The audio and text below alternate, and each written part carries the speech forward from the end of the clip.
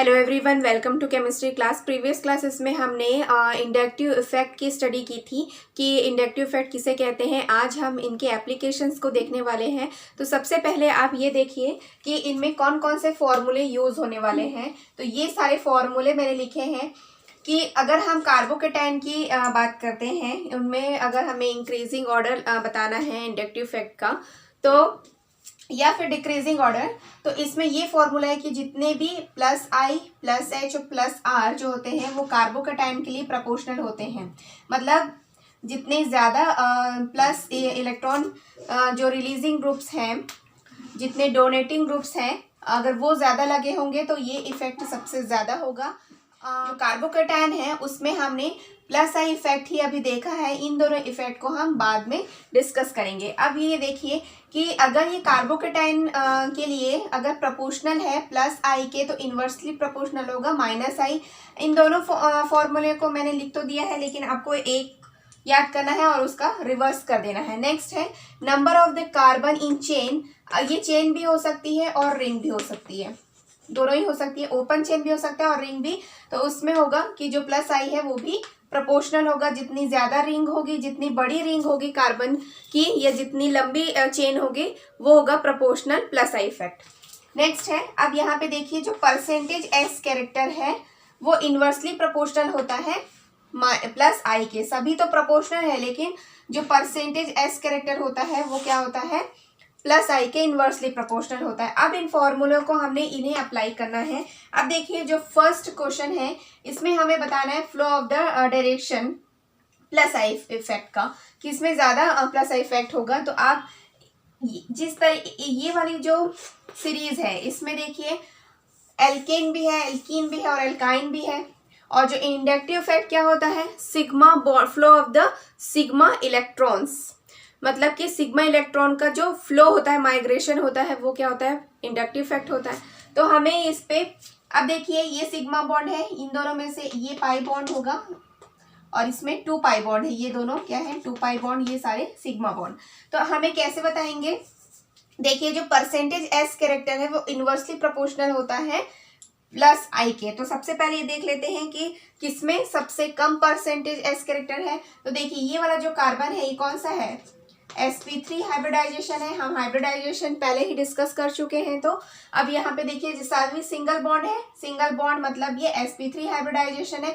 इनके बीच में देखिए ये दोनों ही क्या है, sp2 हाइब्रिडाइज्ड ऑर्बिटल कार्बन है, मतलब sp2 हाइब्रिड कार्बन है ये। अब देखिए ये वाला और ये वाला, ये दोनों ही क्या है, sp हाइब्रिडाइज्ड कार्बन है। अब देखिए हमने ये देखा था जब परसेंटेज एस कैरेक्टर हमने इस देखा था, तो जो sp होता है उसमें कितना परसेंट एस कैरेक्टर होता है, 50% होता है। इसमें कितना होता है, 33.33% होता है और इसमें होता है 25%। तो सबसे ज़्यादा मतलब प्लस आई, मतलब जो flow of the sigma bond का जो सिग्मा इलेक्ट्रॉन का जो डायरेक्शन होगा वो किस तरफ से होगा, इस साइड होगा। सबसे ज़्यादा प्लस आई इसमें है और सबसे कम प्लस आई जो है वो इसमें है, इसलिए जो डायरेक्शन होगा वो इस साइड से होगा, मतलब जहाँ पे sp हाइब्रिड और कार्बन्स हैं वहाँ पे। आई होप सो ये आपको क्लियर हुआ होगा। नेक्स्ट है, अब देखिए ये कार्बोकेटाइंस है और कार्बोकेटाइंस में हमने ये वाला ऑर्डर देखा था जब हमने इन बहुत सारे ग्रुप्स की स्टडी कर रहे थे, उसका ऑर्डर हम देख रहे थे। तब ये है ट्राइटेनियम, ये है ड्यूटेरियम और ये है हाइड्रोजन। तो इसमें किसका प्लस आई इफेक्ट सबसे ज़्यादा है, तो ट्राइटेनियम का प्लस आई इफेक्ट सबसे ज़्यादा है। हमने order of the plus I effect देखा था।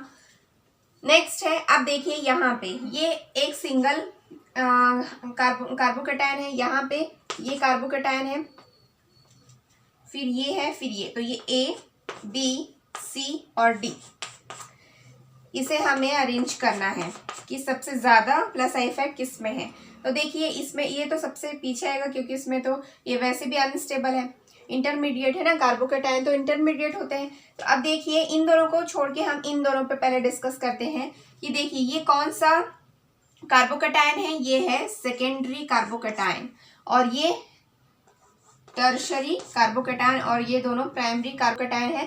तो हमने ऑर्डर देखा था एल्किन का, एल्किल ग्रुप का टर्शरी पहले होता है, सेकेंडरी पहले होता है, प्राइमरी पहले होता है। अब इसका रीज़न क्या है कि देखिए यहाँ पे 2 इलेक्ट्रॉन रिलीजिंग ग्रुप्स हैं, इलेक्ट्रॉन डोनेट कर रहे हैं, तो यहाँ से भी इलेक्ट्रॉन डोनेट करेगा, ये CH3 भी डोनेट करेगा, तो यहाँ पे जो इलेक्ट्रॉन डेंसिटी इस पे ज़्यादा हो जाएगी और ये फिर किसी और को शिफ्ट कर देगा, तो ये जो बॉन्ड है वो इजीली ब्रेक हो जाएगा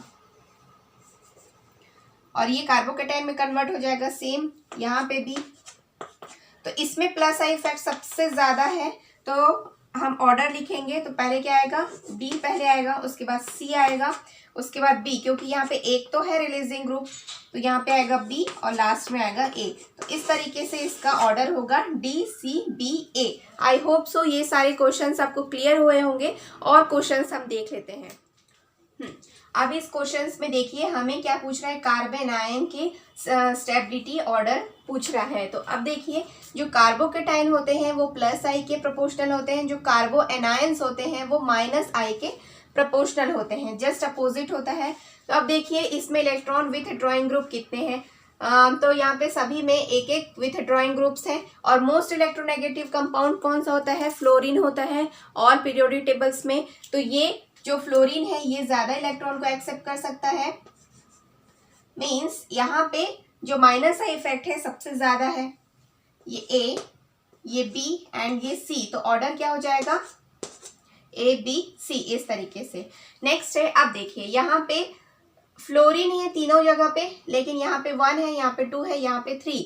तो जब एक फ्लोरीन इलेक्ट्रॉन सबसे ज़्यादा मोस्ट इलेक्ट्रोनेगेटिव है, ये वैसे ही इलेक्ट्रॉन को मतलब इजीली खींच सकता है। तो जब यहाँ पे 3 इलेक्ट्रॉन्स होंगे तो 3 मोस्ट इलेक्ट्रोनेगेटिव एलिमेंट्स हैं फ्लोरीन, तो ये सबसे ज़्यादा इलेक्ट्रॉन को क्या करेंगे, विथड्रॉ करेंगे, अपनी तरफ अट्रैक्ट करेंगे। इसलिए ऑर्डर में क्या आ जाएगा इस तरीके से, ये A B C, तो ये वाला ऑर्डर होगा, पहले C होगा, फिर B होगा, फिर A। अब देखिए इसमें हमने कहा था कि number of the carbon in chain और रिंग, जिसकी ना कार्बन की जो रिंग है वो बड़ी होगी वो प्लस आई के प्रोपोर्शनल है, और यहाँ पे उल्टा हो जाएगा माइनस आई के लिए।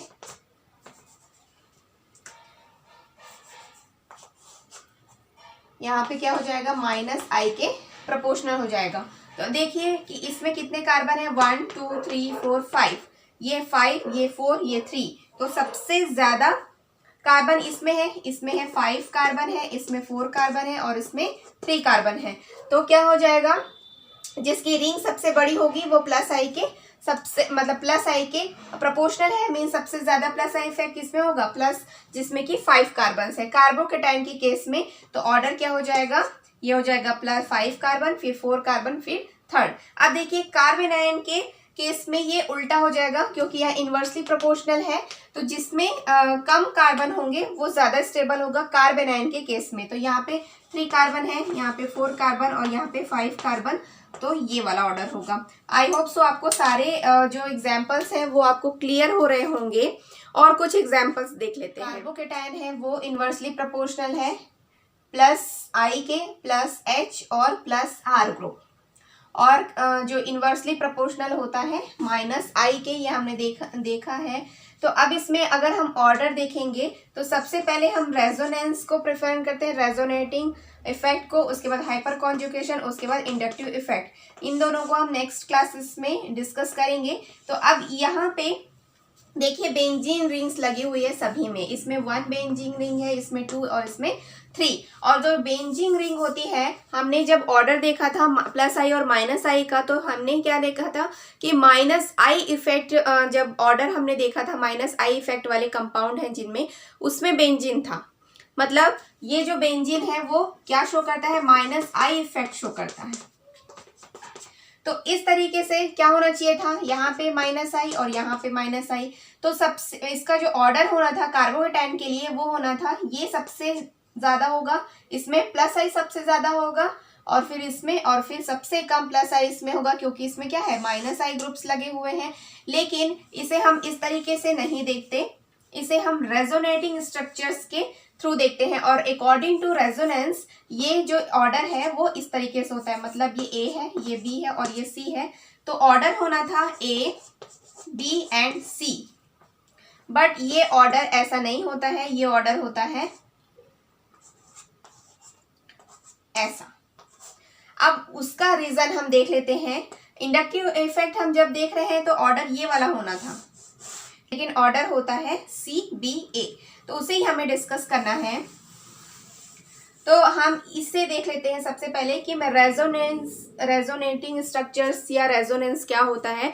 तो ऐसे कंपाउंड, ऐसे स्ट्रक्चर्स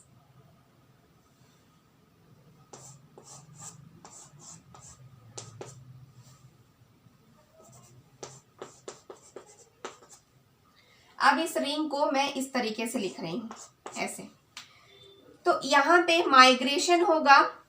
रेजोनेंस में माइग्रेशन कैसा होता है, पाई इलेक्ट्रॉन्स का माइग्रेशन होता है, लेकिन इंडक्टिव इफेक्ट में क्या होता है, सिग्मा इलेक्ट्रॉन्स का। तो कैसे स्ट्रक्चर्स बनेंगे, ये जो है पॉजिटिव है, ये मीन्स इलेक्ट्रॉन डेफिशिएंट, तो ये जो पाई इलेक्ट्रॉन है ये इधर शिफ्ट हो जाएगा, और जैसे ये इधर शिफ्ट होता है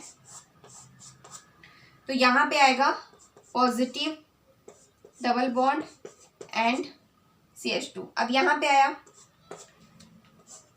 फिर ये क्या होगा, ये इलेक्ट्रॉन इधर जाएंगे इसके मतलब इसकी डेफिशिएंसी को न्यूट्रल करने के लिए। अब यहाँ पे जो आएगा, यहाँ पे आएगा ये, और यहाँ पे पाई बॉन्ड आ जाएगा। देन उसके बाद क्या होगा, यहाँ पे आएगा ये इलेक्ट्रॉन, मैं थोड़ी देर के लिए इसे रब कर दे रही हूँ। तो यहाँ पे आएगा ये स्ट्रक्चर कैसे बनेंगे, यहाँ पे प्लस था, अब यहाँ पे पाई बॉन्ड है यहाँ पे, और यहाँ पे अब प्लस आई हो चुका है, मतलब प्लस इफेक्ट आ चुका है, कार्बोकेटाइन बना है ये वाला कार्बन। अब देखिए अगेन क्या करेगा, ये वाला जो पाई बॉन्ड है ये अगेन यहाँ पे शिफ्ट कर देगा, तो ये बन जाएगा ऐसे। तो पहले कैसा था देखिए, मतलब अगर मैं इसे 1 मानूं, 2 3 4 5 6, तो 1 मतलब 1 6 के बीच में डबल बॉन्ड था, और 2 3 और 4 5, लेकिन यहाँ पे कैसा है, ये 1 है, ये 2 3 4 5 6, तो 1 2 3 4 एंड 5 6 के बीच में ये पाई बॉन्ड्स आ चुके हैं, और ये पूरे कार्बन पे रोटेट हुए हैं, इसलिए इसे रिंग के फॉर्म में हम शो करते हैं। तो यहाँ पे देखिए पूरा स्ट्रक्चर चेंज हो चुका है। तो यहाँ पे रेजोनेटिंग स्ट्रक्चर्स कितने बने हैं, 1 2, ये तो वैसे ही था 1 2 3, मीन्स एक जो बेंजीन रिंग के स्ट्रक्चर्स बनते हैं 3 स्ट्रक्चर्स बनते हैं, 4, इसी को मैंने यहाँ पे था और इसी में मैंने 2 स्ट्रक्चर्स बना लिए, मतलब 4 स्ट्रक्चर्स बनेंगे और टोटल होंगे 5, 1 2 3 4 5 को यहाँ पे 2 स्ट्रक्चर्स मैंने एक साथ बना दिए थे। तो देखिए एक जो रिंग है उससे 5 रेजोनेटिंग स्ट्रक्चर्स बनते हैं, तो यहाँ पे 2 में कितना बनेगा, सेम ऐसे ही बनाना है। तो यहाँ पे जो रेजोनेटिंग स्ट्रक्चर्स होंगे एज कंपेयर टू इसमें ज्यादा होंगे, और इसमें तो सबसे ज्यादा होंगे।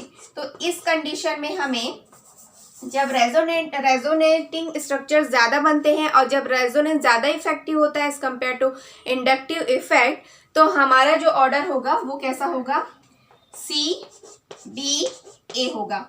अब अगर मैं यहाँ पे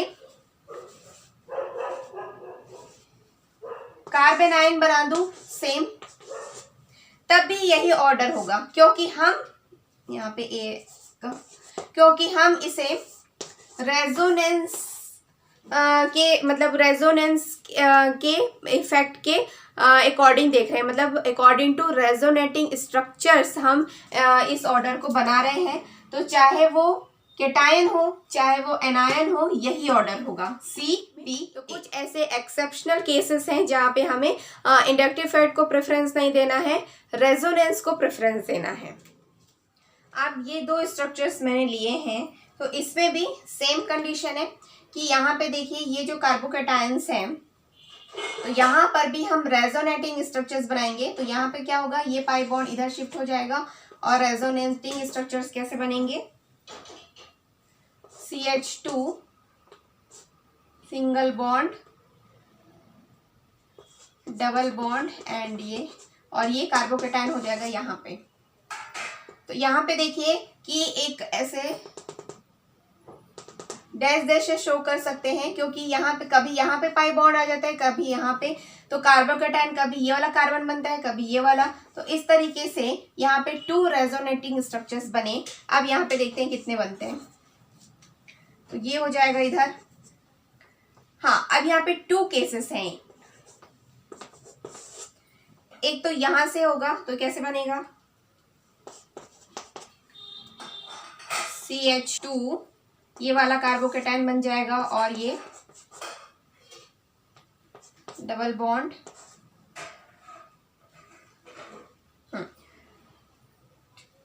या फिर ये एज इट इज रहेगा ऐसे ही। ये पहला केस। और सेकेंड केस में यहाँ पे भी होगा कि ये था फर्स्ट, और ये सेकेंड केस में ये वाला जो पाई बॉन्ड है यहाँ शिफ्ट होगा। तो यहाँ पे देखिए सेम जो कार्बोकेटायन यहाँ पर बना है, इस कंडीशन में यहाँ पे बनेगा। मतलब मैं नेक्स्ट वाला देख रही हूँ, तो ये वाला कैसे बनाऊँ, यहाँ पे ये B है, तो यहाँ पे बनेगा CH2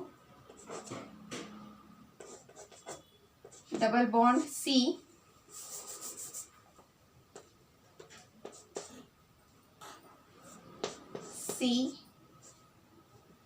CH2। तो ए कंडीशन में ये वाला कार्बोकेटायन बना था, और बी कंडीशन में कौन सा कार्बोकेटायन बनेगा, ये वाला। तो इस तरीके से टोटल स्ट्रक्चर्स कितने हैं, 3 स्ट्रक्चर्स बन सकते हैं। 1 2 3 से भी काउंट करते हैं, तो 1 2 3, और यहाँ पे ओनली 2। तो इस कंडीशन में ऑर्डर क्या होगा, ये A है और ये है B।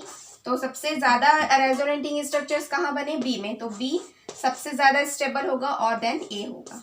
और यही अगर हम कार्बन आयन में भी लगाएंगे, सेम उतने ही बनेंगे। यहाँ पे अगर मान लो यहाँ पे कार्बन आयन होता, तो यहाँ पे भी 2 रेजोनेटिंग स्ट्रक्चर्स बनते हैं, और यहाँ पे भी 3। तो चाहे वो कार्बन आयन हो चाहे वो कार्बोकेटायन हो, दोनों ही केस में यही ऑर्डर होगा। ये एक एक्सेप्शनल केस है, इसे हमें ध्यान देना होता है। सो आपको आई होप सो ये सारे एप्लीकेशंस क्लियर हुए होंगे इंडक्टिव इफेक्ट के। नेक्स्ट क्लासेस में हमें हाइपर कॉन्जुगेशन की स्टडी करनी है। सो आई होप सो ये वीडियो आपके लिए हेल्पफुल रही होगी। Thank you so much for watching.